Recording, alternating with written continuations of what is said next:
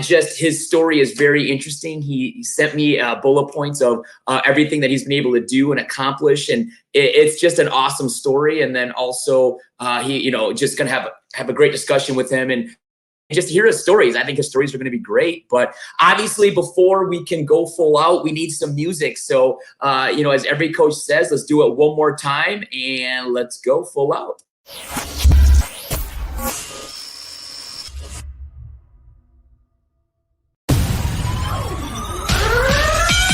Are you ready? Full out chats. Do you know what time it is? F-U-L-L-O-U-T. We got control, we got the right, we got the vision, you lose the sight. We will never stop. What? We got the drop, yeah. What time is it? Full out. We're live in 5, 6, 7, 8.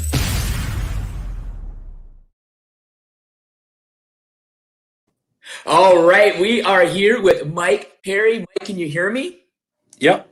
Awesome. Well, first of all, a special thanks to cheeranddancemusic.com for the intro music. They do a great job over there for any cheerleading needs. If you have any music needs, just go over to cheeranddancemusic.com. They're happy to help you out. And again, Mike, thank you so much for joining me today. I was telling people, we've never personally met much. I do remember briefly, I think it was at high school nationals, we met real quick, but never been able to sit down and talk with you. So I'm just very excited to hear your story. Thank you again. Yeah, thanks, man. It's that you're doing this, Steve, for our community, and I'm happy to be here. I'm looking forward to the next hour or so being a lot of fun and reminiscing, and you and I having some good spirited banter back and forth. Yeah, that's times we're living in. No, exactly. I mean, that's exactly it. The feedback has just been, I'm cooped up at home, so I got something to watch now. I got something to listen to, and I'm happy to do that. And I was just telling people, one of the shows, podcasts that I listen to that I absolutely love is called How I Built That, which is just how these entrepreneurs built. Yeah. Which you should be on that show, by the way, because we'll get to the whole Infinity thing here in a bit about how you were one of the founders of Infinity Shoes, but just kind of giving a platform for people to talk about their story. And so that's what I want to do is just start from the beginning, Mike. Kind of, where did you grow up? What sports did you play growing up? And then eventually, how did you get into the whole cheerleading thing? Yeah. I look back and I just say, and I know that you and I have talked, and I've said this to a lot of people within our hierarchy here, is I'm just lucky, man. I'm just a guy that was in the right place at the right time. And I've been surrounded with some awesome people that have mentored me and have shaped kind of the life that I'm leading now. And I'm very blessed, to have had a lot of the experiences that I've had at this point. I grew up in a, middle-class family in, Connecticut, of all places. When you think of the Northeast, you don't really think of Connecticut being the hotbed of cheerleading. But, I had friends that were cheerleaders. But, I was a football player and lacrosse player, in high school. And, when I graduated from high school, I went off to this small little school in Eastern Kentucky called Morehead State. Places, I wanted to be the next Phil Simms. And so I went out there to play football. I wanted to be a football player. And I learned really fast that, there's a lot more bigger, faster, stronger guys out there than I was, and cheerleading found me. I was really, really lucky. I pledged a fraternity, at Morehead, and, these guys took me in, and, they saw something in me that I didn't see in myself, and, introduced me to, the guy that ultimately launched my career, in this, which is Myron Doan. And I'm sure you've heard Myron's name, many times. And I know Mark Coleman has mentioned him, and, he's just an amazing person that I had come into my life at the right time. It is amazing. You are now my 18th interview, which is unbelievable. Actually, I was kind of going through how many, and I've just spoken to so many different people, different backgrounds, but it is amazing the consistency of names that come up. And yeah, Myron Doan is definitely one of them. I mean, his name has come up like you said, Mark Coleman's talked about a ton. Tony Nash has talked about him a ton. Just so many people influenced by Myron. So again, we're here with Mike Pare, and if you have any questions for Mike, we'll do a Q&A a little later. Again, we're doing this on YouTube and Facebook, so I can still get your comments. Feel free to just in the chat boxes send any questions, and I'll make sure that Mike will be happy to answer and talk about them. So what year was it, not to date you, but what year was it, was your freshman year at Morehead? So my freshman year was the fall of 1989. Okay, and your plan is football. I was playing football. Yeah. Yes. Like I said, these guys found me. Robert Eskridge, Dan Gillenwater, Tony Rutledge, another big time name there. Ron Pies. They were the guys that said, "Hey, man, cheerleading's where it's at. We won a national championship in 1988. We're going to go and win a national championship." And so my freshman year, man, I went, they started pulling me to the side at a picnic, and I saw them toss this girl and catch her on one hand. And I was like, oh my God, really? You just tossed this girl and caught her on one hand? I got to learn how to do that, man. That is absolutely amazing. Mm-hmm. And from there, when I started trying it from a chair to a toss to hands, man, I got hooked. And, I was really lucky. They had a guy that got hurt that year as they were preparing to go to college nationals. And they said, "Hey, man, we got a fraternity brother. He's playing football right now, but we think he could do some shoulder stands and maybe a Liberty, or something with the right partner. And, we think he would like this." Mm-hmm. And here I am at my dorm, Steve, and I get a letter from the dean of students at Morehead saying, "You need to come to my office right away." The dean of students. And I'm thinking, oh my God, what did I do? Nobody told me, man, who Myron was. And so I show up at the dean of students thinking that, the practical jokes that we were playing and the things that we're doing in the dorm, somebody reported it. And, I'm thinking of all the worst situations that you could think of. And so I sit down in this man's office, and it's the first time that I'm face to face with Myron, and he starts talking to me about cheerleading. And I'm like, cheerleading, what, really? And that's kind of how it all started, man. It was fun. And, he and those guys obviously saw something in me that I didn't know was there. And man, and I got hooked after that. It was just an awesome experience. We went down to nationals, and I got to see Pat Wedge for the first time up close and personal. I know you had Pat, on your program, and I saw that guy stunt. And I sat next to this lady in the stands, and I just started talking to her, man. I thought she was a mom at first, short black hair. Turns out it was Kathy Bucky from NC State, the famous coach of the NC State and the Wolf Wall and, all those great teams. And of course they went on and won a national championship, that year in the large division and beat Kentucky. And I was like, oh my God, I just sat next to a legend, Kathy Bucky, and I'm talking to her as this little freshman kid and being like wowed and amazed by Daryl Landy from South Carolina and Pat Wedge and these other guys that were just unbelievable partner stunners. And I said, Steve, that's me. I'm going to do that. I want to be the best partner stunner in the country. And I went back to my guys and I said, guys, you need to teach me how to do all this stuff. I'm hooked. I want to win the stunt national championship. And they laughed at me and they're like, yeah, right. You're going to be the next Pat Wedge, whatever. But I knew that from my work ethic, that's what I wanted to do. I got back to campus. I talked to Myron and I said, Myron, no joke. I want to go all in on this. And I want to be the best cheerleader that there ever was. I'm going to learn how to tumble. I'm going to learn how to partner stunt. You got to work with me. You got to mentor me. And he said, you know what? He goes, I absolutely will. He goes, if you do what I say, he goes, we'll turn you into what you want to be. And he goes, I can't make you any guarantees because it's going to be hard and it's going to be a lot of work. And we did it. And, Krista Grizzle, who's at Alabama, and, Karis Cooper, who was my first partner at Morehead State, and Chris Holbrook, they believed in me, and, they set me up with Suzette Hignite. At that time, Suzette was one of what I would consider the best partner stunters in the country that nobody even knows about. She was my partner for my very first nationals. And so Robert Eskridge and Tony Rutledge and all these guys back in the day, man, they helped me put together a partner stunt routine with Suzette. She was as tight as can be.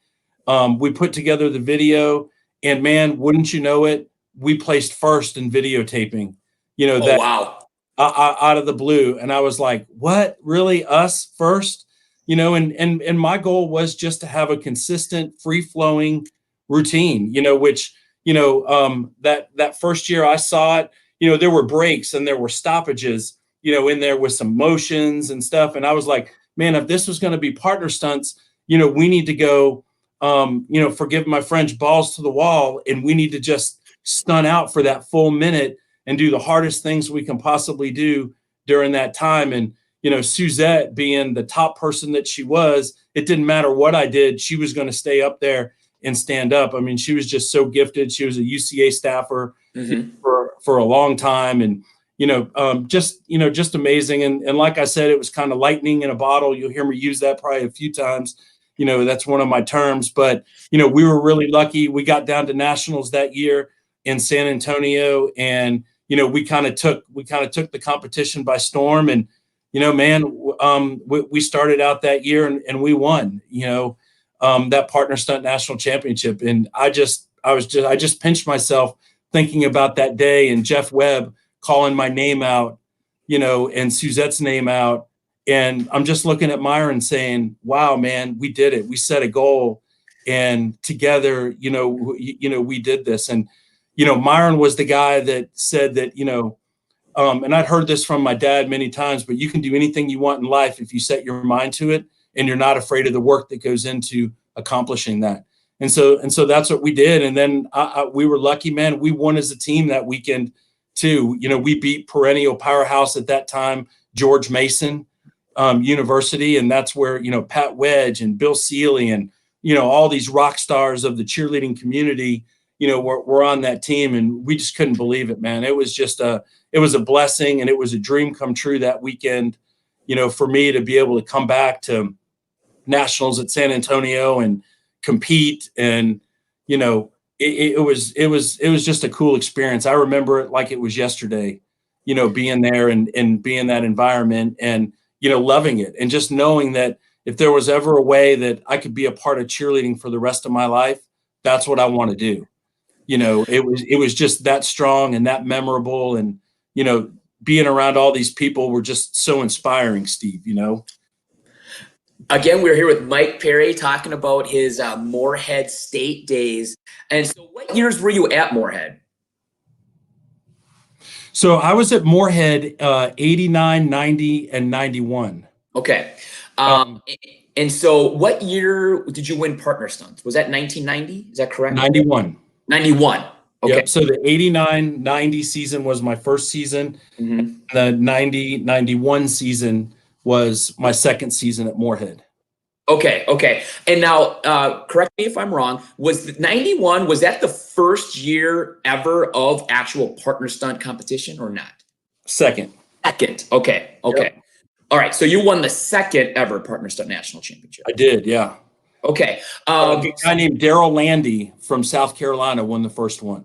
Okay. So there's your history lesson. Okay. We were actually talking about that last night, myself, Mark, Tony, and Ben Schreiber, because I mean, we're like cheer nerds. I love the history of kind of like the evolution of cheerleading and what it is today. And I mean, you're a part of that. So we were just kind of curious about that. But I do know Mark's actually watching now, and as a Morehead guy, and he actually had this right here. Okay, so we were mistaken. We thought it was 90, but it was 91.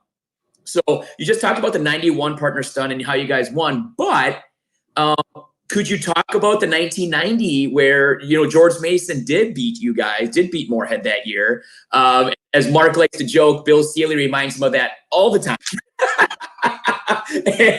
But like you said, I mean, they had Bill Seeley, they had Pat Wedge, they had Sherry Cooney. I mean, they had some really still big names today in the industry who were really, I mean, again, just founding members of what cheerleading is today. Kind of talk about that. You remember the 1990 season when George Mason did beat you guys, and then coming back to beat them the next year. Yeah, painful. We all have limited time, in that span of our life, and so you only have so many times to compete. I mean, there was no worlds, there was no hopping on an open team, or anything at that time. So you got 4 shots at it. And so for me, it was kind of unassuming because I didn't know the world that I was getting myself into. But I still felt the pain of the loss, and seeing, Sherry Cooney that you mentioned, amazing partner stunner, amazing all around cheerleader, and Pat Wedge and Bill, and, the rest of the gang that was on that George Mason team, and, meeting Coach Dash, at George Mason. I mean, they had the quintessential, team, there. I mean, they were all rock stars. They were on their A game. And they put together an amazing performance, and we didn't execute the way we wanted to execute, on that day. And as I've always said to my UCF teams and the teams that I've coached, it's all about, we don't have to be the best team for 364 days, but on the 365th day, we have an opportunity to be the best team in the entire country. And if we can execute on that one day, that one time, we can do amazing things together.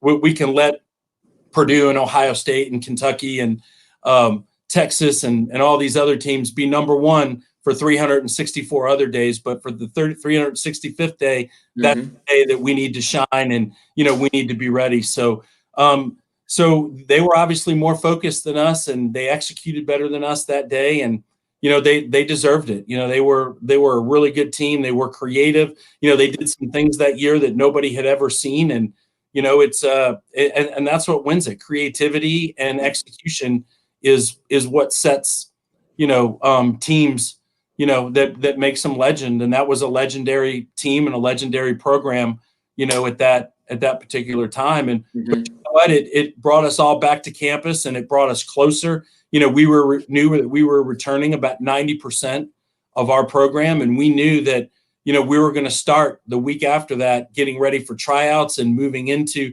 creating our material and getting ready. I mean, everybody was all in. I mean, the core of our program stayed on campus that entire summer, and just worked out almost every single day, Steve, to get there. I mean, they say that, you win a national championship, but you don't just win a national championship. It's a lot of blood, sweat, and tears, and a lot of time. And it all started that following summer after nationals for us.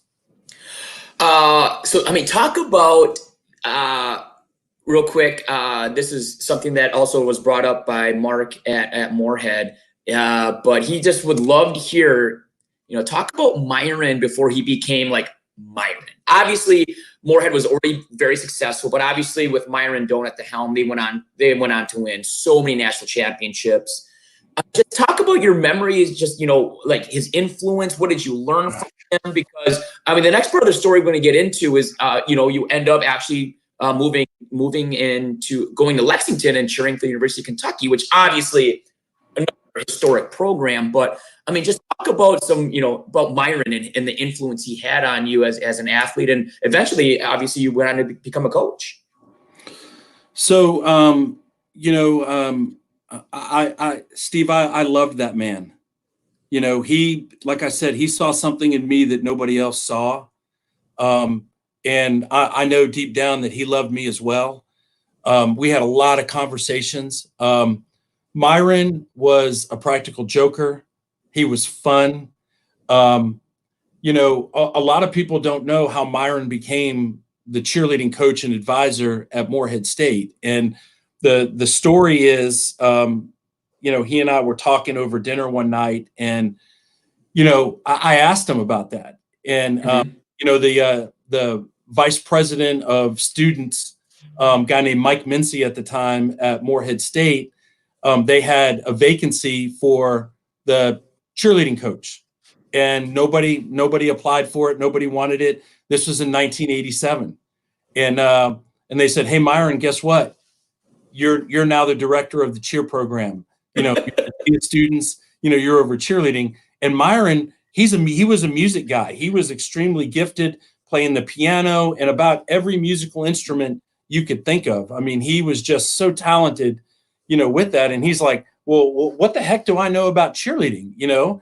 And so Myron studied, he reached out to Varsity and UCA, as a resource. He reached out to Teelan Williamson, the famous advisor and coach at the University of Kentucky, and so many other people. And, they talked with them, they shared knowledge and, helped them. And Myron held tryouts and, he said, hey, you know what, we're going to take this team in 1988. We're going to go out to San Diego and, we're going to go compete at the cheerleading national championships, and we're going to go see it firsthand. And, we're going to see what it's about. And so he took a team that didn't know anything. He watched a couple routines online of what people did. And at that time, Steve, the floor was AstroTurf on a platform, of what they competed on back then out in San Diego at SeaWorld. And sure enough, man, he got lucky and that team came back and won the first national championship. The first time they ever competed at nationals, they won back in 1988. And, when I hear stories from that 1988 team of what they went through, it was just a bunch of good old boys from Eastern Kentucky having fun and going there and just showing school spirit. And, I mean, their biggest thing at that time was a walk-up shoulder stand, and they popped it to hands. That was like a big creative moment, back in 88. So you can imagine in 1990, when I saw a guy catch a girl on one hand, the progression from, that span of 2 years was just utterly amazing. I mean, if you had a toss liberty, you were the real deal. And so that's kind of how the lore of Myron started. He was extremely organized. He was anal. He was disciplined. And when he coached us, it was all about execution and making sure that you were disciplined, that you were counting correctly. And by the way, at that time, I didn't even know what 5, 6, 7, 8 was. Yeah. I mean, we had many weekends where I sat in the van and I'd be asleep. The girls would wake me up and say, hey, count the beats in this song. And I'm like, what? The beats in this song, because I didn't even know it at that time. And so they had a big kick out of that. And I'm sure a lot of guys, were probably like me where, they didn't know that what 5, 6, 7, 8 really was. And, and I said, well, why isn't it 9, 10? I didn't know. But anyways, Myron, he had patience at that time, but he was stern when he needed to be stern. And he gave us positive strokes when we needed to be positive. And he loved all of us, and you can tell that he was genuine. He gave not only his, his personal time, but his free time to Morehead State and the program and to developing it. And what a lot of people don't know is, guys like Phil Sims, famous alumni from Morehead, they supported him and he was friends with them. And, they donated the money and invested the money at that time because, no great program happens, on a shoestring budget. It's got to have support, from somewhere. Somebody has to love it.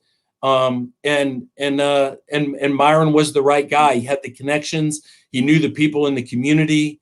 And, a good friend of mine, Buddy Smith from Morehead, his dad had Smith Sporting Goods in downtown Morehead. He would donate T-shirts to us to make sure that when we went to camp, we had something that had Morehead State, put across our chest. And so it was a total community buy-in in how that program was built. And, when I look back now at what, Tony and Mark and others have been able to piggyback on Myron's success, it's truly amazing. When you think of a little school from Eastern Kentucky having that much success. I mean, I've traveled all around the world, Steve, with cheerleading, and everybody knows Morehead State, and they've heard of Myron Doan, and they've seen the routines, whether it's, all girl or co-ed. And I remember when Myron had this concept of, hey, what do you think about having an all girl program? He's talking to me and a bunch of the other guys, and we're like, an all girl program? Well, why would you even want to have an all girl program? He goes, well, we have so many talented female cheerleaders and they don't have an outlet. And he goes, I really think that, we should have an all girl program. And he was right. I mean, look at the Mhm. success that the all girl program experienced, right out of the gate. I mean, he saw things in cheerleading that your average person or your average, cheerleader doesn't see. And he had his finger on the pulse of, what was going on that. And, Myron just had just such an impactful influence on me, and my life at that time. Again, we're here with Mike Pare. We're talking about his experience at Morehead State, where he got his start, and the legendary Myron Doan that he was coached by. But I mean, what people know you. I mean, obviously you're a legend in terms of the partner stunning, and just you had so much success as an athlete. And part of that success was you did end up going to the University of Kentucky. And you mentioned, I like to call him the Godfather. T. Lynn has been literally in charge of that program since the 70s. I mean, one of the true founders of our industry. Talk about how did you end up at UK and kind of that experience and that story. Yeah. So like many of us, Steve, we teach UCA staff during the summer. I mean, we get to do what we love for an entire summer, and we get paid to do it. And so it was just awesome to be able to do that. And you meet so many people, and meeting some of my best friends, they were happened to be Kentucky cheerleaders, and we worked camps throughout the Midwest and throughout Kentucky.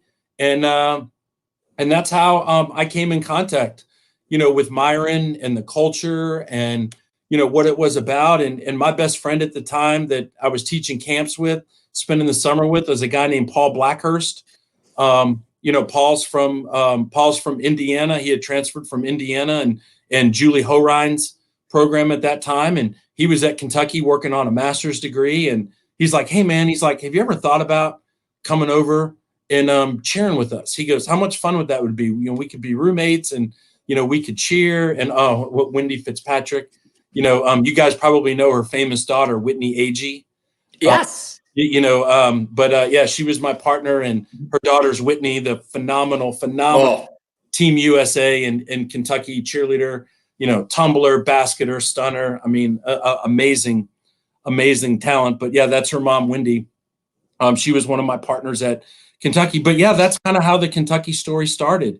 And I wanted to become a better, more well-rounded cheerleader, and felt like at that time that, Kentucky was the place that could help me do that. And I wanted to graduate from a bigger school with a larger degree, from Morehead. And I'll be honest, Steve, one of the most difficult conversations I ever had in my life was the conversation I had to have with Myron about leaving Morehead, because of the time he invested in me and, what he has done. And he understood, he wasn't happy about it, but he understood and he supported me. And that's how I made that move, to Kentucky. But it all started that summer of teaching camps with UCA. And I got to meet great guys like Glenn Cook and Robert Daniel and Brian Elza and, a whole new group of family, if you will. And of course, T. Lynn is at the heart, in the center of that. And, when you're on staff and you see, guys like Pat Wedge and Tate Chalk and friends that have all, that are all the best of the best. And, you're starting to go to a place where, man, if you're not the best of the best and you can't hold your own water, man, you're going to sink really fast. And so the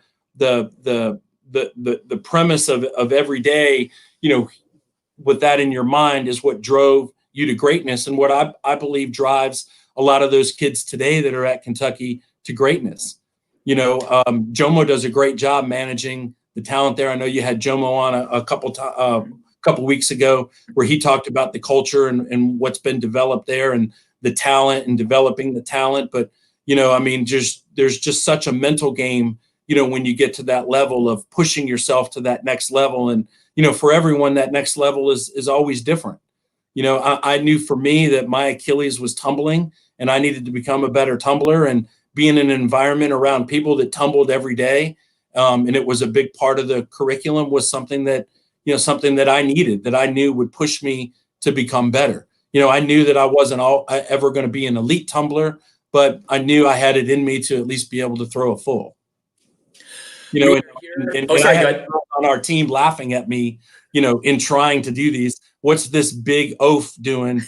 Trying to be able to tumble. But if you've ever seen Jim Lord tumble, and I don't know if you've heard of Jim Lord, but Yeah, oh yeah, man, huge guy, but he was unbelievable Kentucky cheerleader, overall cheerleader. He heads up ACA now, which is our rules out there. He's phenomenal. But if you ever saw that man tumble, I mean, it was sweet. I mean, that was the guy I wanted to be, man. I wanted to be Jim Lord tumbling down the basketball floor, at Rupp Arena. I mean, he is just amazing.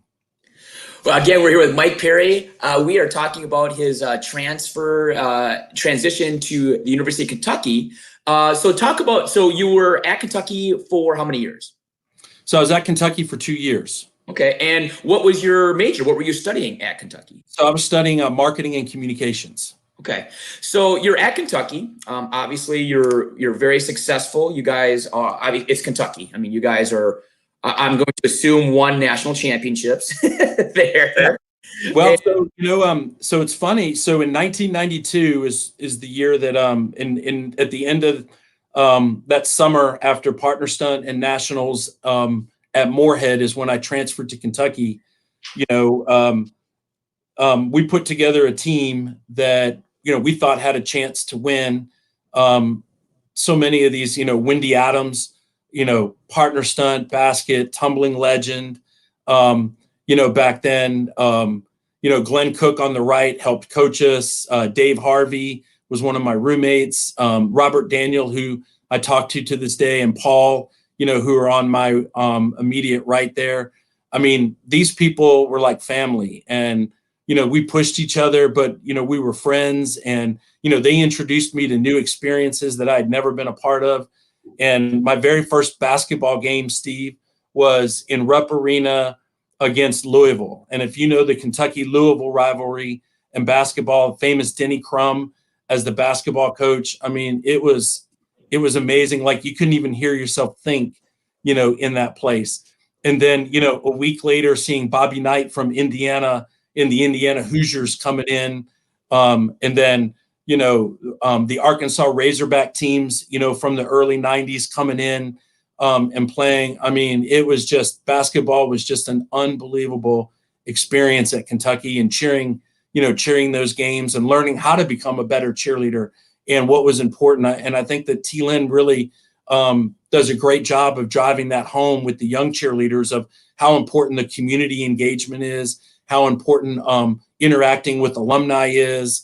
And we're there to entertain, but we're there to really lead our basketball team to wins.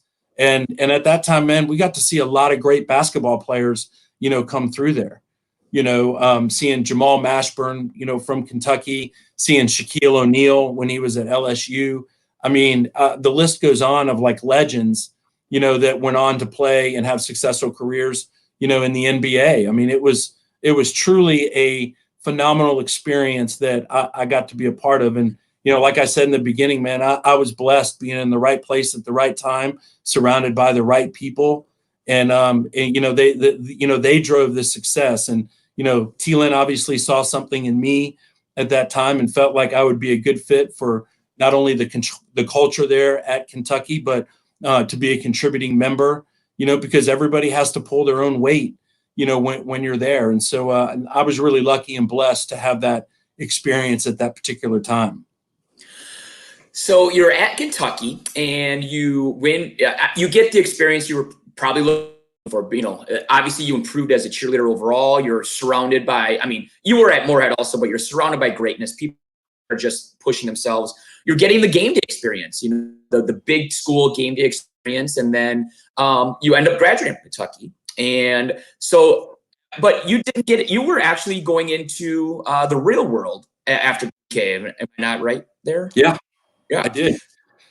Yeah. And so talk about what you did after you graduated from Kentucky, and then kind of how did you get pulled back into the whole cheer world?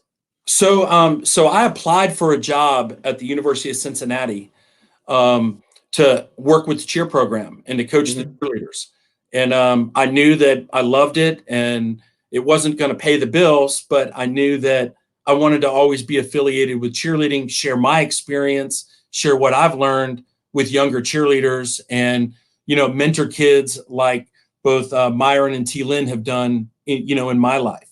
And so I left Lexington and went to Cincinnati, and obviously I needed a job. I applied for an advertising job in Cincinnati, and I started making money and coaching, and it was kind of the best of both worlds. I mean, I spent my evenings, on campus with kids, and running cheerleading practice, and then doing game day on the weekends. And during the week, I was working for an advertising agency where we worked with like Ford Motor Company, Nissan, and Toyota. Those were our primary accounts, and spent a lot of time up in Detroit, the Motor City, learning and working with guys, and creating programs and strategies to help people drive people into car dealerships to buy cars. And it really taught me about sales and selling, and how to listen, and what are the right strategies. And I still say that some of the best salespeople in the world are car salesmen, and car salesmen really get a bad rap, a lot. But let me tell you, the training that they go through and what they do is second to none. And for a young guy like me at that time, it was just what I needed. I needed to learn how the world worked, and I needed to learn how to sell and listen and be able to work with people and figure out common ground from a negotiation standpoint. And I learned all those traits at an early age. And for me, it was invaluable experience at that time. It was different, but it was the vehicle for me to be able to have my evenings free, to be able to go work with my cheerleaders, and to do what I was really passionate about, and what I really loved. So you're at Cincinnati, and you're there for a couple years, correct? In Cincinnati. And then from what you told me before, this led to a creation of your own type of business, if I'm not mistaken, and which then led you to going down to Florida. So kind of talk about that transition and what that story of how you created your own spirit business, which led to you going down to Florida. Yeah. So, in Cincinnati, Steve, working for this ad agency, it taught me about creativity, being able to channel passion and inspiration, but be able to reinvent creativity and come up with campaigns and ideas that, resonate with people. And so when I say that period of time in my life was invaluable, it truly was. It really taught me how to kind of tap the vein and keep your finger on the pulse of what's going on in society. And, cheerleading was just an extension of what I was doing at that time. And, as a Kentucky cheerleader, you get emails, and at that time it wasn't emails, but you get phone calls and people reaching out to you about, hey, can you come work with my team? Can you come work with my program? We're having trouble with some pyramids or some partner stunning, and would you mind spending a Saturday with us? Or would you mind, coming up after work one day, and seeing us? And so that's kind of how that extension, started as well. So in between, my time at Cincinnati, I was going and working with local programs in the Cincinnati area and Columbus and Dayton, all the way up on to Michigan and the University of Michigan, and, helping Pam St. John, up there at Michigan, with her program. It was just something that I loved doing. And when I had the opportunity to get another job down in Florida, in Orlando, I'm not a cold weather person, Steve, even though I'm up in the Northeast. I wanted to try to get to Florida. And so, I lived in Orlando, and, I started working with some programs there. And I reached out to Linda Gooch, and that's how my affiliation started with the University of Central Florida. At that time, UCF was a Division I team that, competed in the division against Morehead and, the other great teams, Delaware, and so on in that division, Wright State, at that time.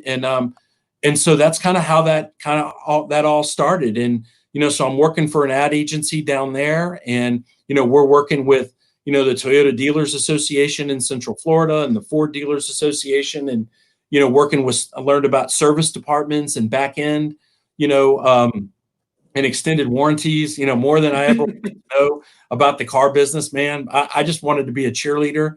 And the demand for skill-based type camps for me started becoming more and more and more. And it got to the point where, I'm asking myself, well, the money that I'm making over here, for working in the car business and doing what I'm really passionate about and what I really love can be so much more on this side, that I looked at, at that time, man, I might as well in my little apartment just set up my own little company and, just go out there and do skill-based choreography and skill camps and, just be something different. I wasn't the guy that, you were going to come see on a college campus and have a traditional spirit camp. I was the guy that, that you brought in to help fix pyramids and partner stunts at that time. And if you wanted some creative choreography or something a little bit different, I was your guy that,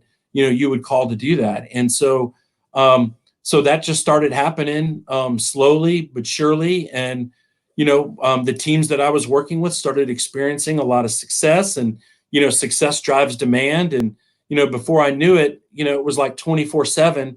I was just doing cheerleading and cheerleading routines. And I'm like, man, I need to take this a step further. I had a good friend with the Orlando Magic, and he's like, hey, have you ever thought about doing a competition or a spirit night, with us, with your camps and, with the programs that you worked with? And, at that time, in Florida, you had the group in Gainesville, Jim Thorpe and Rhett Lewis. And, we all grew up through the UCA family, and they started a program, the American Championships, so they had a state championship in Florida at that time and a couple of other competitions. And so it was like, boom, we started extending spirit and spirit groups and community with the Orlando Magic. And we started an Orlando Magic cheer competition.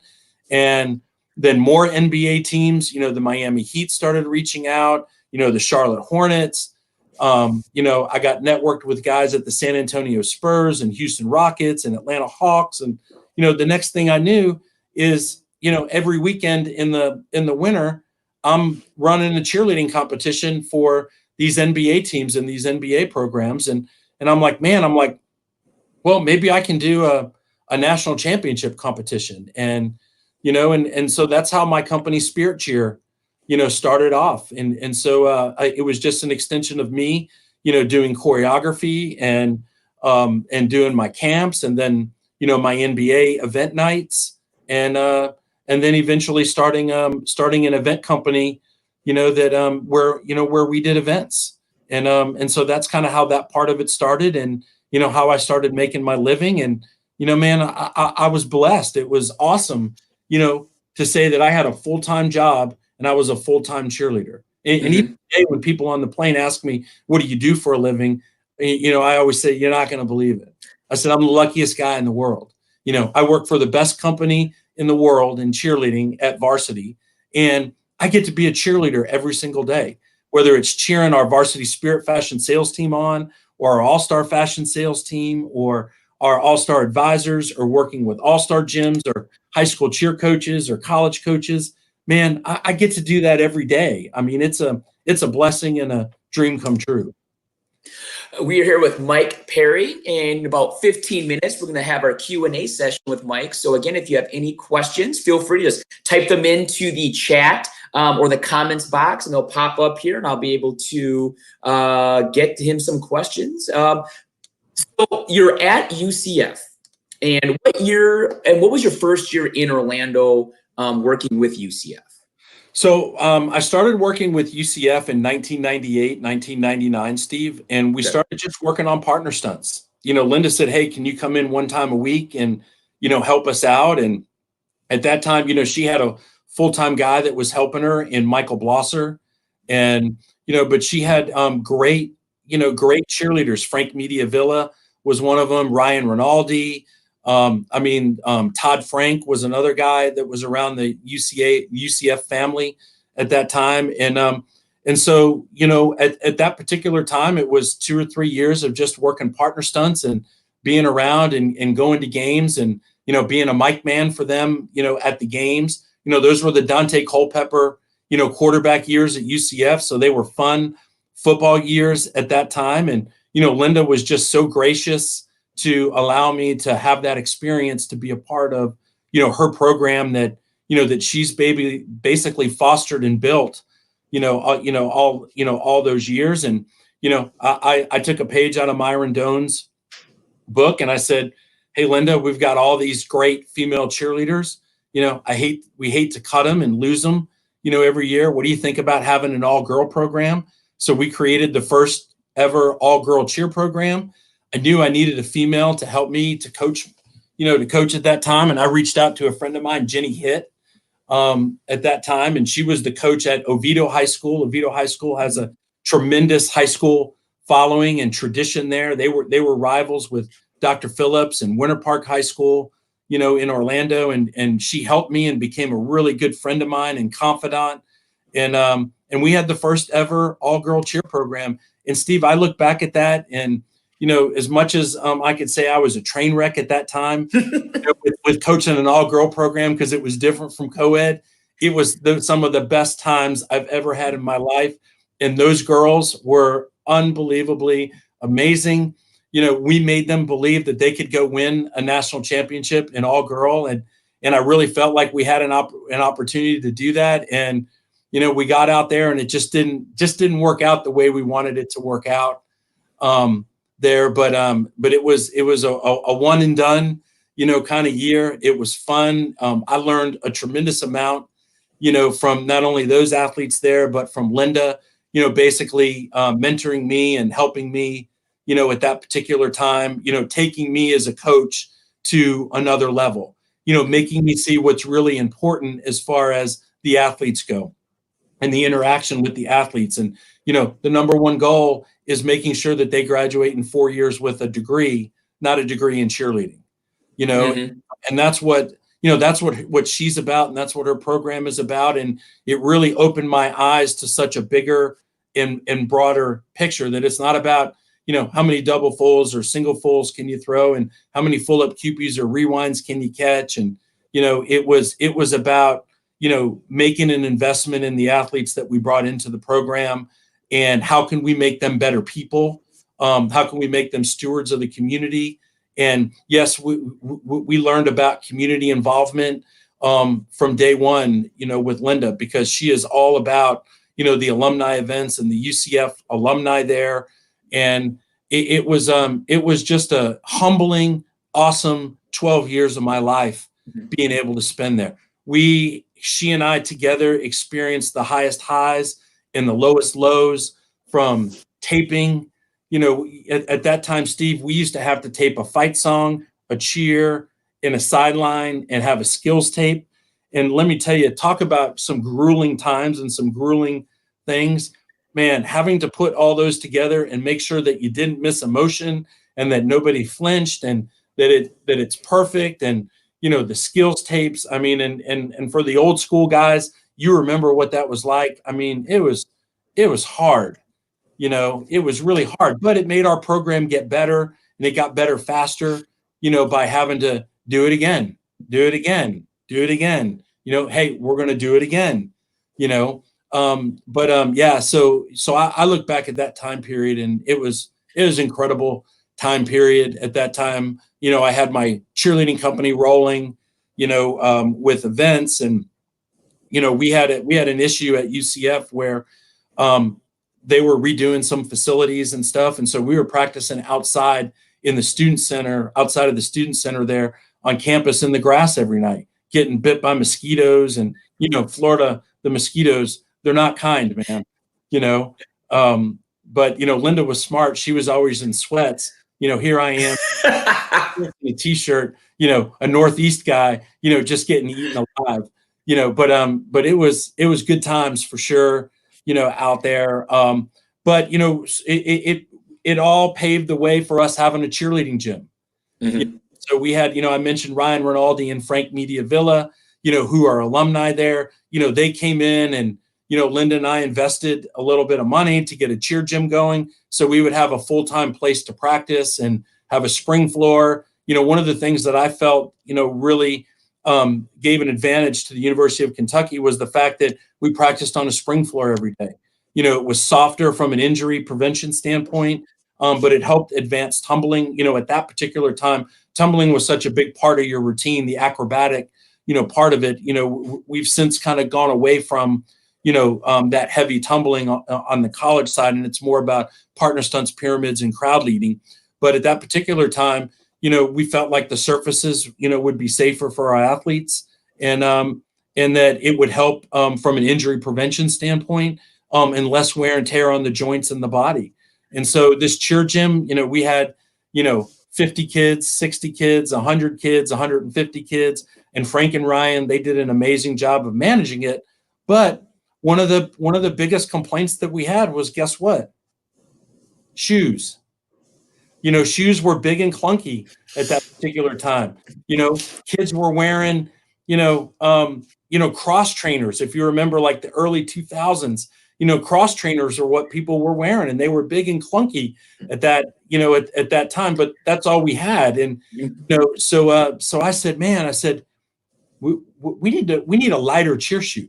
We need something that's more soft and more supple, and and at that time, a good friend of mine that I knew from my Kentucky days, Tate Chalk, he was out doing movies in Los Angeles. He was in Dodgeball and Coach Carter, and he was deciding he was going to be a movie actor.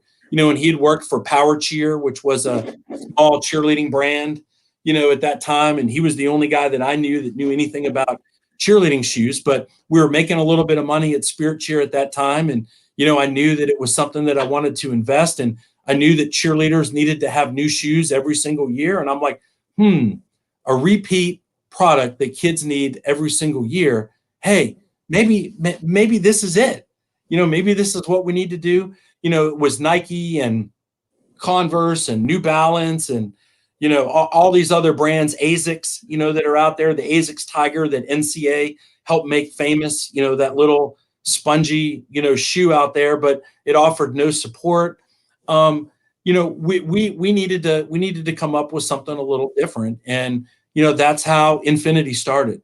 And, my first group of cheerleaders, Jackie Martin, Melissa and Megan Phelan, the twins. I mean, they were my first wear testers. They were the girls telling me, hey, this shoe stinks.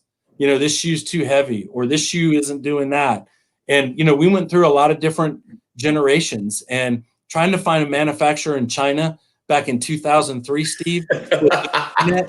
I mean, let me tell you, it wasn't easy, trying to figure this, trying to figure this whole, piece of the puzzle out. And, I say to people all the time, if I knew now what I knew then, I don't know that I would have ever done it, because there was a lot of painful mistakes and a lot of things that, happened at that time. But, looking back on it, people can say that, we were an overnight success, but we were an overnight success that took 10 years, in the making to build. It was a lot of hard work, and a lot of work ethic, for sure. But, I got to convince Tate that he needed to give up his movie career, and he needed to come to Orlando, and we needed to build this cheerleading company together. And so my business partner at that time, Glenn Cook, and I and Tate, we started Infinity back in 2002, 2003. And, our goal was we wanted to create a light cheerleading shoe. Cheerleading was starting to move to the spring floor. There was this small, obscure company out of Atlanta and North Carolina called CheerSport. And they were having some success with all-star gyms and all-star cheerleading competitions. And they were on a spring floor. Everybody else at that time was just doing the normal foam 42 by 42 floors. And so they were just a little bit different. But, we saw the interest of all-star cheerleading really starting to take off, and really starting to, create this, for lack of a better word, this new industry that was starting to happen within cheerleading. You had, Jody Melton at Cheer Athletics, at that time. You had, Victor and Kristen at Top Gun in Miami. You had Elaine and Joelle at World Cup in New Jersey. And, you just knew, you just felt something that things were, things were bubbling up. There was going to be something different at that time out there in the market. And these cheerleading gyms to advanced cheerleading were starting to become more popular, and kids were starting to flood into these gyms. And so we knew that we needed a lighter shoe that was going to be onto the spring floor, but we also knew that we had that school spirit segment, as well. They were demanding a lighter shoe. And so, we started off with, our first offering, Steve, that didn't go that well.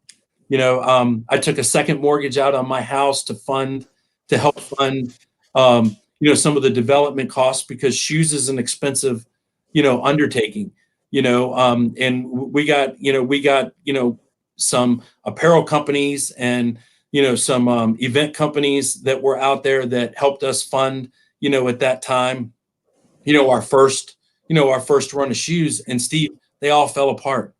We learned that the Chinese manufacturing at that time cut corners on us and, basically destroyed our entire inventory and our entire brand. And, we look back and we laugh at it now, but it was really a tough go and tough times for Tate and I, and Glenn at that particular time doing that. And then, we got lucky, with our next hit, but, we patented, things that I look at every day in my office for inspiration is, our official patents. Wow. On all of our designs, for interlocking strapping and lightness and, things like that at that time, because it was unheard of in cheerleading at that time. We wanted the shoes to work with athletes. Our goal was, from a performance standpoint was, how do we help make that athlete better, and what can we do with our shoes to make that athlete, better. And so as the rise of all-star cheerleading grew in popularity,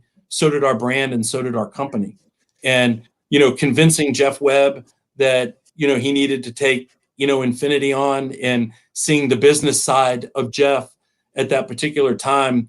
Jeff has always been a mentor to me and to the thousands of other people, in our industry. And, I don't think that people talk about Jeff enough, and how positive he is. He didn't care if you were a competitor. He just wanted you to do well, in life. And if you ever needed anything or you needed a sounding board, Jeff was always that guy that, that you can talk to. And, even when I see Jeff today and we talk about our industry, not only back then and where it is today, I mean, just the visual that man has and the focus that man has of taking our sport around the world, Steve, not just here in the US, but making cheerleading a global, wide world sport.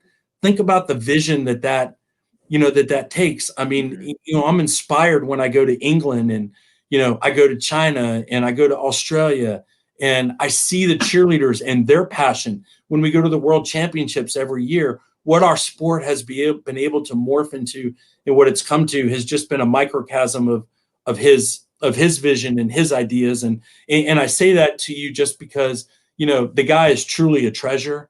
And, I love him like a second dad. He's a mentor to me. I know Bill Seeley and Brian Elza and so many other people, Leslie Stanley on our Varsity All-Star side, and so many countless other people that have grown up within our company and our brand.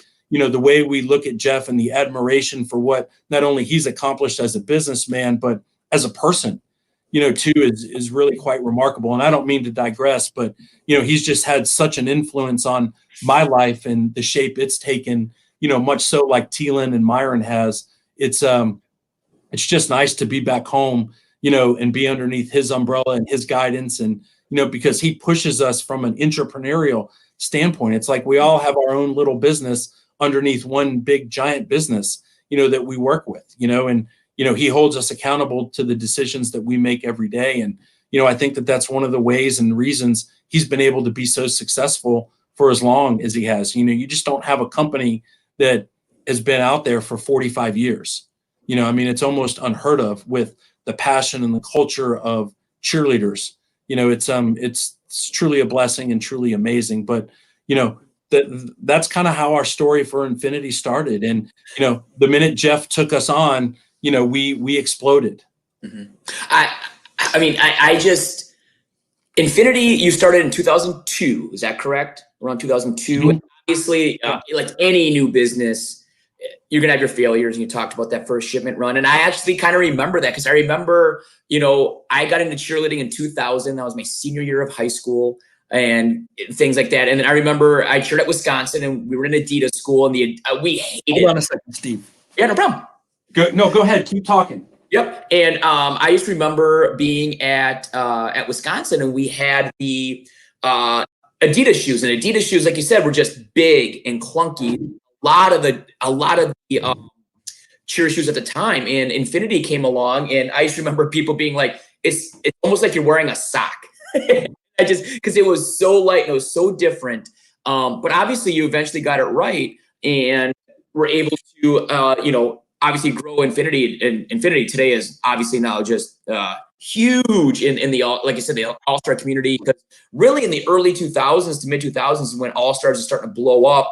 And obviously you were seeing this obvious opportunity in terms of trying these all-star cheerleaders out and all-star gyms out and to get people into the Infinity shoe. But now talk about the transition from you've grown this, you've started this business, you took a second mortgage on your house, you're all in, obviously. And all then, in.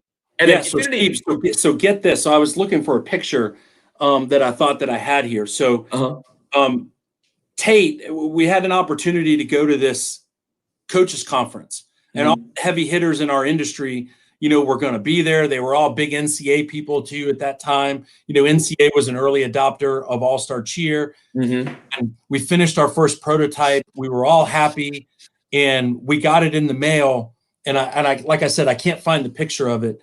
It was a cleated bottom. The Chinese, they didn't understand it was a cleated bottom. And here we were 2 days before we were about to leave for this conference. And we had this shoe, and, the upper was, for the most part, it was right, but it was a cleated bottom. It was like a turf shoe. And so we had to go to this coaches conference with this shoe saying, yeah, hey, we're Infinity and we're building this shoe. But just imagine the bottom's not going to be like this.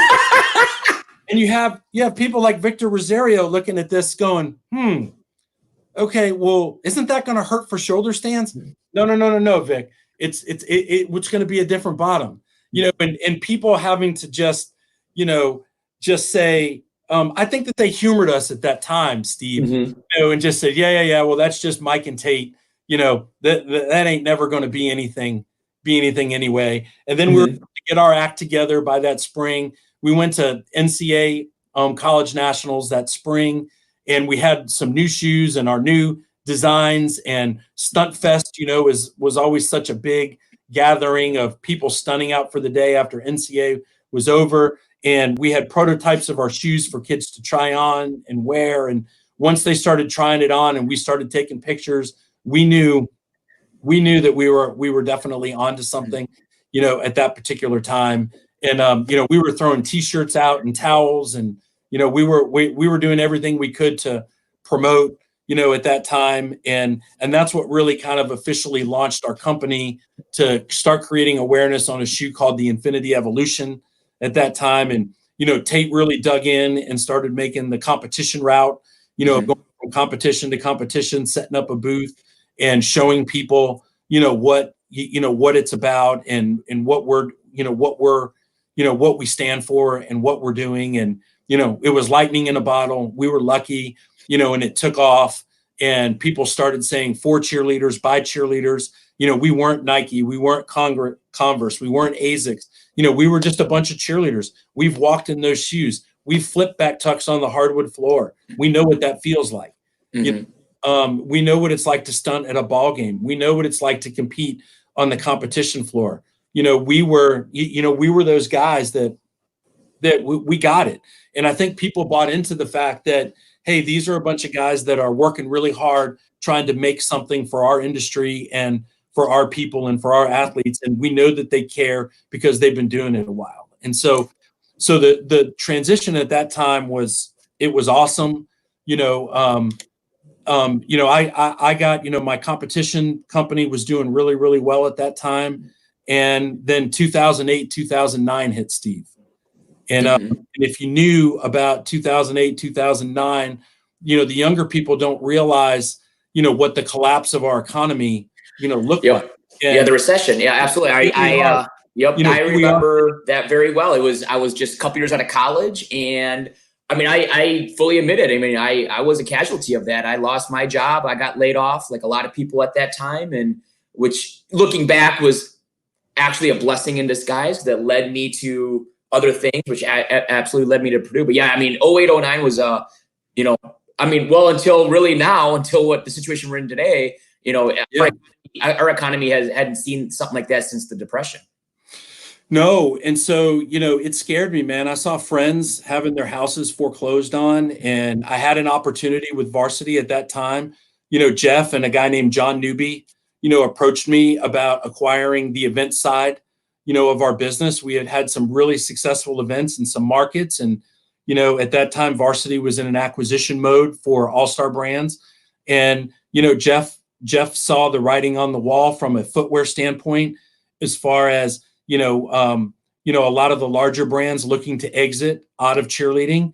And, you know, Jeff has always believed that we're stewards of our industry. We're ambassadors of our industry. And, we're a safety and education company. And at the heart of that, you know, we need to make the best products and provide the best services to the athletes out there. And, you know, he was afraid, you know, at that time that, you know, some cheerleading shoes would go away. And, you know, so that's how Varsity started getting into the cheer shoe space at that time. And so for me, it was a great opportunity, you know, in 09 to sell, you know, my interest in Spirit Cheer at that time to Varsity and become a Varsity brand, and, you know, become basically coming home to the family, you know, if you will. And, you know, sitting with Tate and, you know, the investment guys that helped back us in Infinity at that time, and talking to them about, you know, a buyout on the Infinity side, and, you know, where my plans are and what my eventual plans will be, you know, with Varsity. I mean, you just don't start a cheerleading shoe venture or cheerleading shoe brand, you know, right out of the gate. You know, it takes time, and it takes development. And, you know, I didn't even know 100% that, you know, I was going to still be doing shoes when I came to Varsity. You know, I knew that that was an idea and a plan, but they have a tremendous team here, from product development to research to sales to, you know, you name it. And, you know, I knew that coming into Varsity, there was a lot I had to learn about the culture and the infrastructure. And, you know, I didn't even know if I was going to be that guy. I knew that I could have some input and I could help them, you know, if that's what they wanted to do. And, you know, looking back on it, coming to Varsity was one of the best decisions that I've ever made. I mean, you know, I said to Peyton Rudolph in our marketing department, you know, earlier this morning, I think everything I do is an extension of Varsity, you know, to a certain extent. You know, I believe in our mission. I believe in our brand. I believe in school spirit.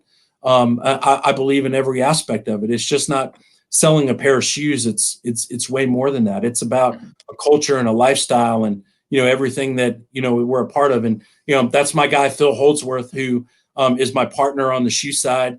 You know, he helps me stay sane, and, you know, helps keep driving us from an organization, you know, standpoint. You know, sometimes he looks at me cross-eyed with some of my ideas and that I have, but he and I have built a great working relationship, and, you know, a great partnership, you know, on developing, you know, the Varsity shoes.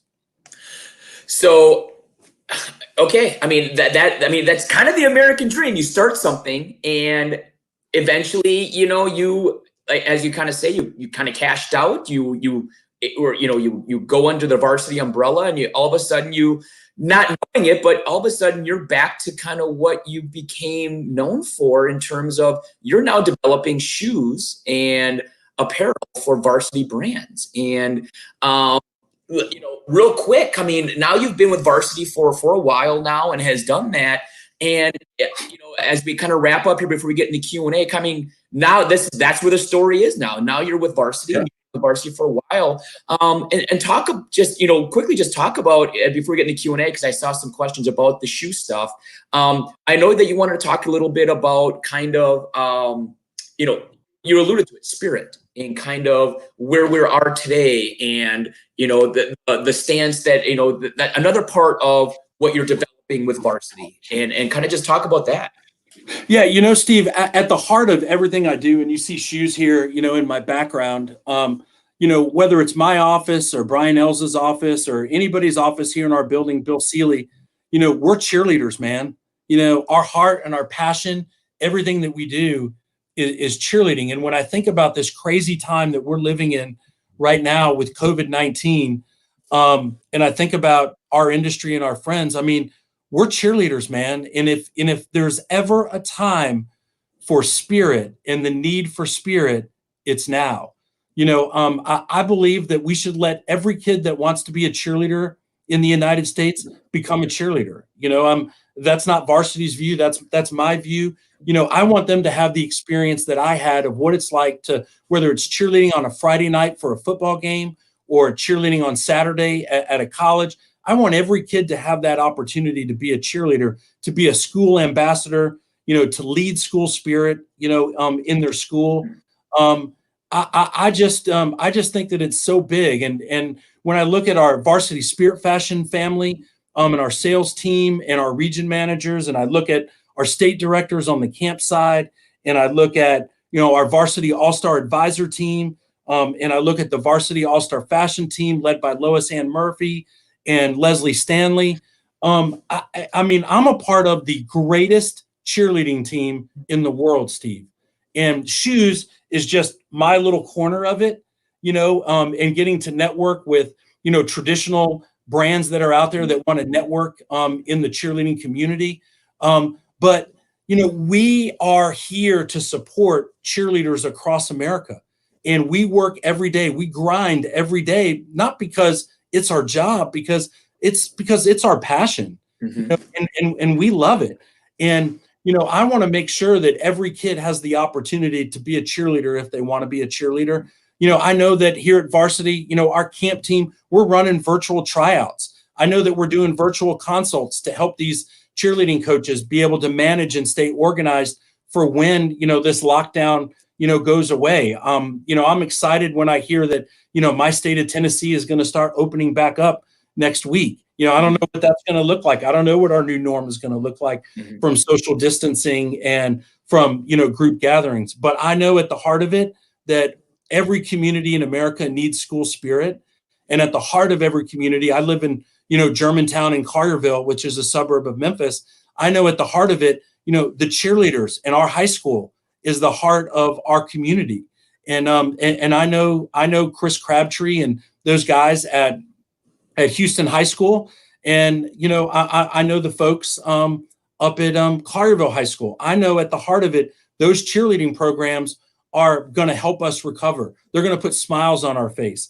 They're going to show us what the meaning of school spirit is about, and that's to a microcosm or a macro. That's what Varsity is about. All of us here, work so hard on behalf of the cheerleaders behind the scenes. And, I can't compliment these people enough. And Steve, I'm just such a small part of, what goes on here at Varsity and being led by Bill Seeley and, our leadership team, but, at the heart of it, we are all cheerleaders, man. We all hurt. We all bleed. We all want great things to happen for all these kids, out there in America. And, whether it's safety or education, I know I'm doing a lot of personal development stuff on the side right now. I mean, I'm not a social media savvy guy. And Peyton Rudolph in our marketing department, I know she rolls her eyes at me all the time because I come up with these wacky and crazy ideas. And she's trying to think, well, how can we do that in Instagram, or how can we do a TikTok, or how can we do this story and that story? And, so I've been trying to educate myself on social media and how to be more social media savvy and how to network and be involved in that, and that's what our marketing team does. I mean, they just have tremendous digital media campaigns. Jackie Martin, who was one of my former cheerleaders at UCF, I mean, she heads up the marketing team here at Varsity under Nicole LaShare. I mean, they do a tremendous job. And every day, they're thinking of ways that, we can help kids out there, and we can promote a message of school spirit and St. Jude, and which is our philanthropic initiative. And, like I said, I can't say enough about, and that's just another group, on the marketing side. And I know Jim Hill and Brian Elza and Trey Letard on our all-star side, they're spreading the message through our advisor team,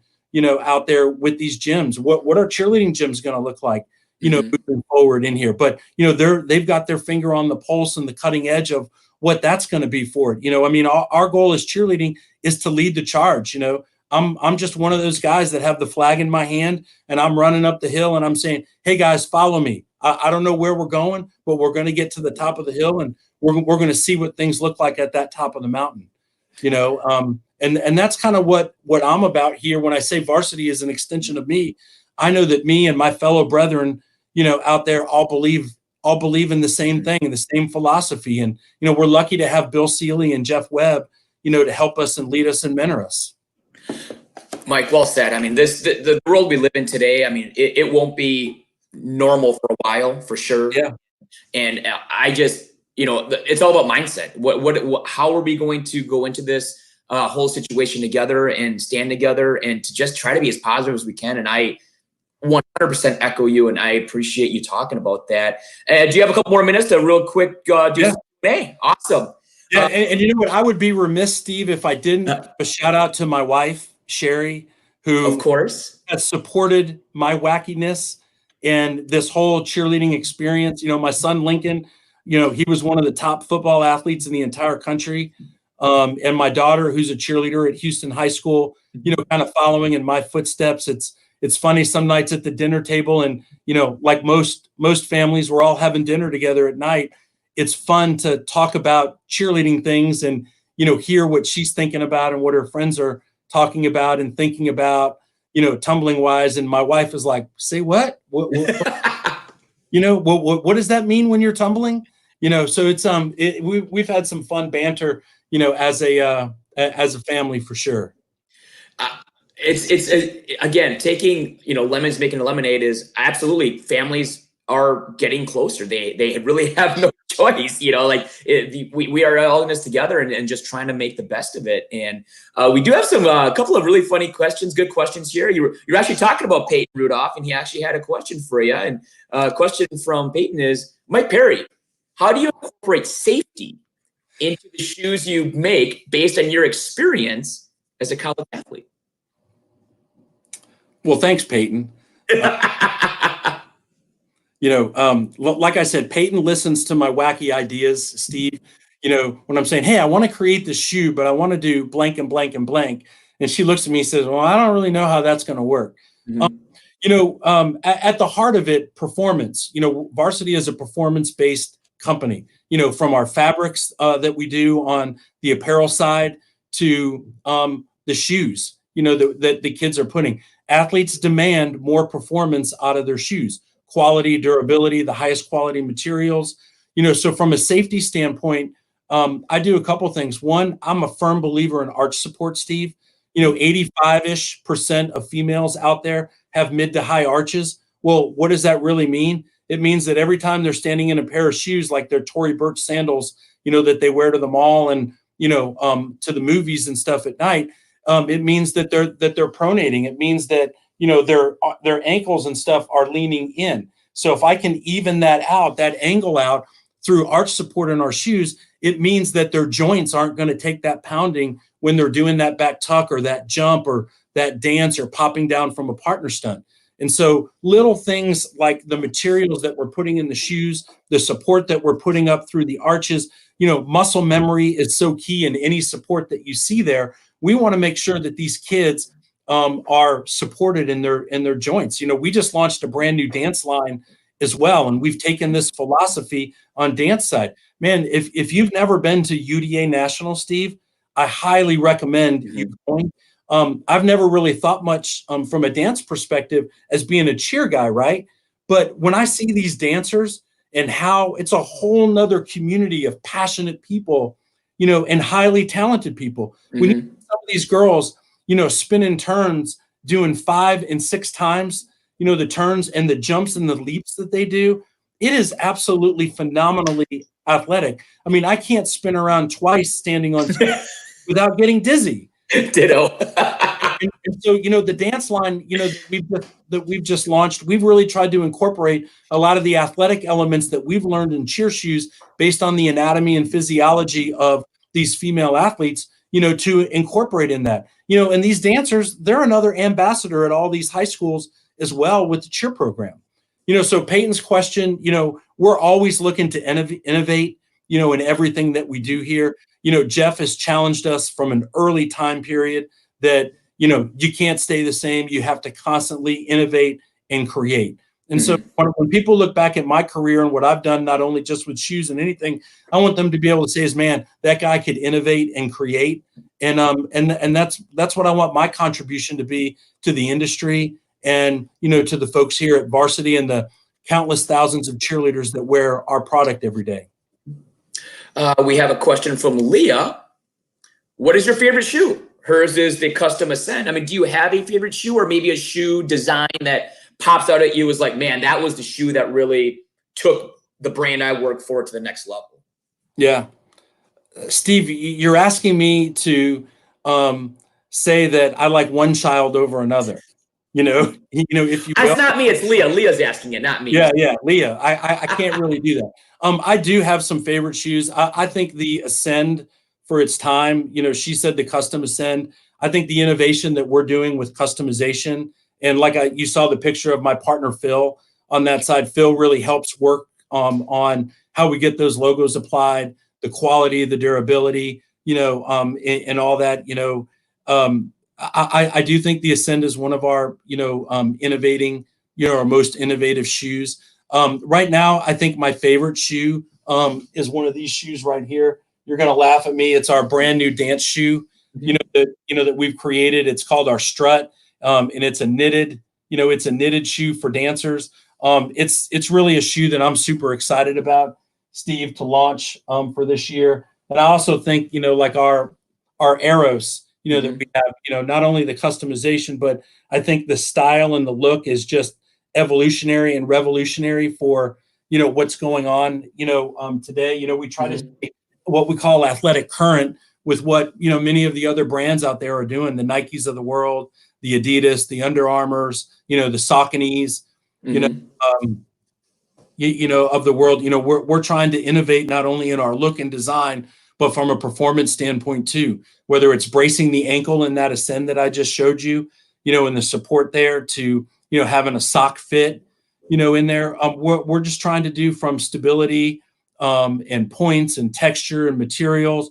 We're experimenting in all that, all that kind of stuff. One final question that we have time for is actually from Mark Coleman at Morehead State. What is the greatest sporting event that Cheer has placed you at?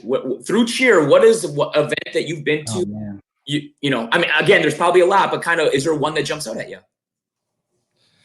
So I will say that, here recently, with the passing of Kobe Bryant, when I was with the Orlando Magic, we had the opportunity to perform at the finals of one of the NBA finals, and it was the Lakers versus the Magic, at that particular time. And I got to stand next to Kobe Bryant on the floor, Wow. During the timeout. And I'm looking at this guy and I'm thinking, that is Kobe Bryant. Yeah, okay, that's Shaquille O'Neal over there, but this is Kobe Bryant. This is the Black Mamba. This guy is unbelievable. And I had the opportunity with the Magic to stand next to LeBron James and obviously Shaquille O'Neal. And, we got to see Michael Jordan play when he, went to the Charlotte Hornets, that year. And, when I was with the Magic, they afforded me a lot of those experiences to be able to be around those players, see those players up close and personal. And you get a healthy respect for how good those guys really are. I mean, seeing a game on TV is seeing a game, but when you see it up close, live and personal, and you're on the floor and you get to watch these. I had a good buddy of mine bring me last year to watch the Warriors play the Memphis Grizzlies, and we sat on the floor. And you're like looking at Steph Curry, and you're like, that's freaking Steph Curry, and you see how he plays and hearing the trash talking, going off, and Boogie Cousins, trash talking with the referees, and so I would say having that opportunity with the Orlando Magic early on in my career was amazing. Being a mic man at the UCF cheer games, when Dante Culpepper, was playing, it was certainly exciting times, early on in my, UCF career. And then, seeing Jamal Mashburn at Kentucky play and so many great Kentucky basketball legends. They say arguably the best sporting event was the Elite Eight finals when Kentucky played Duke and Christian hit that shot at the buzzer. I cheered that basketball game, man. And they play that every year around Final Four time. And I see myself and all my friends cheering. So, Mark, the answer to your question is I've had so many great experiences afforded to me, but cheering that elite game we didn't know at the time and seeing Grant Hill and Christian Laettner that night play against, a probationary Kentucky dilapidated basketball team was probably one of the highlights of my career for sure. And just being absolutely crushed and gutted when Christian Laettner hit that shot at the buzzer, because we all said to ourselves, and I remember looking over at Sarah Brady, who was one of my friends, and I said, Sarah, just do not let them throw the ball to Christian Laettner. Every shot tonight. And he was perfect that night. And sure enough, he caught the damn ball, turned around, and hit like a 30-foot jump shot and beat us, man. Or else we were going to the Final Four. Like the Final Four. So cheering that basketball game was probably one of the highlights of my career, for sure. Just real quick, just a quick comment from Jane McClure. This is when you were talking. She's like, she remembers Tate showing up in a car trying to sell her shoes at her All-Star gym, like at the very beginning of Infinity. I mean, I'm sure that's how it was. You guys were just hustling, just getting out there, and grassroots, man. It was grassroots. Tate and I, we did a lot of that stuff, and I can't say enough about how hard he worked at that time for peanuts. We just had a dream. We had some T-shirts, some towels, and a shoe with a cleated bottom. And we were trying to tell a story of how we were going to change the cheerleading world. And our goal was to innovate and create. With our brand. At that time, and of course, the rest is history. He's done a nice job with the brand. But I feel like what we're working on here at Varsity, the best is yet to come. And being a part of the greatest cheerleading team in the world right now is the place that I want to be and where I feel like I belong. Mike Pare, man, thank you so much. This has been, we've almost gone an hour and a half. It was awesome. Thank you, man. Your stories, and that's, the old school stories, the origination of the Morehead program, and then, Hey, by the way, Mark, here's your Morehead State picture. In my office. I just appreciate your time today, Mike. Thank you so much. And everybody, if you have any questions for Mike, feel free to reach out to him or reach out through our social media. I'm happy to answer them. But Mike Pare, thank you again today, sir. Once we can finally, hopefully, see each other sometime, let's grab a drink and have absolutely. That'd be awesome. Steve, you're doing great things, man. Keep it up. I appreciate it, Mike. Thank you. Have a great day, sir. Bye-bye. So again, Mike Pare, Vice President at Varsity Brands.